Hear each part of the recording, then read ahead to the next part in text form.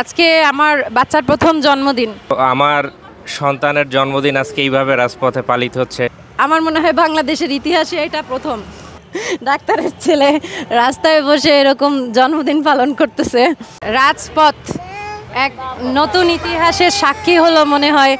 এইভাবে রাজপথে তো কেউ কখনো জন্মদিন পালন করে না। আজকে আমরা 17 দিন এখানে আছি। আজকে আমার বাচ্চার প্রথম জন্মদিন। ইচ্ছে ছিল বাসায় বসে অনেক ধুমধাম করে সেটা করব, আমাদের অনেক প্ল্যান ছিল, কিন্তু আসলে এই যে আমাদের এই পরিবারটাকে একা ফেলে আমার ঘরে গিয়ে অনেক বড় করে আমি প্রোগ্রাম করব সেটা করতে পারি নাই। তাই এই পরিবারের সাথে আমি আমার ছেলের জন্মদিনটা পালন করছি এবং এটা স্মরণীয় হয়ে থাকবে। আমার মনে হয় বাংলাদেশের ইতিহাসে এটা প্রথম। কারণ কি বলবো, ওর বাবা হচ্ছে ডাক্তারের ছেলে রাস্তায় বসে এরকম জন্মদিন পালন করতেছে। বাংলাদেশের ইতিহাসে এটা প্রথম। আর সরকারও সাক্ষী থাক, সরকারও দেখুক যে নারীরা কি পারে। দাবি আদায় না করে নারীরা ঘরে যাবে না।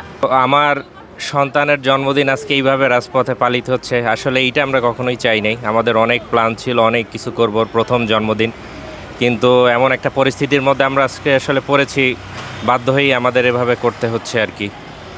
তো আমি অবশ্যই সরকারের কাছে দাবি জানাই যে এই যে আমার ওয়াইফ তথ্য আপাতে আছে বা অন্য যারা আছে, তো তারা গ্রামীণ নারীদের জন্য যেভাবে কাজ করে যাচ্ছে, আমি নিজেও একজন সাক্ষী। আমি একজন ডাক্তার হিসেবে তাদের অনেক প্রোগ্রামে গিয়েছি, তো আমি জানি তারা কিভাবে কাজ করে যাচ্ছে এবং মহিলাদের ক্ষমতায়নের জন্য কাজ করে যাচ্ছে, কিন্তু সবচেয়ে বেশি দরকার তাদের নিজেদের ক্ষমতায়িত হওয়া।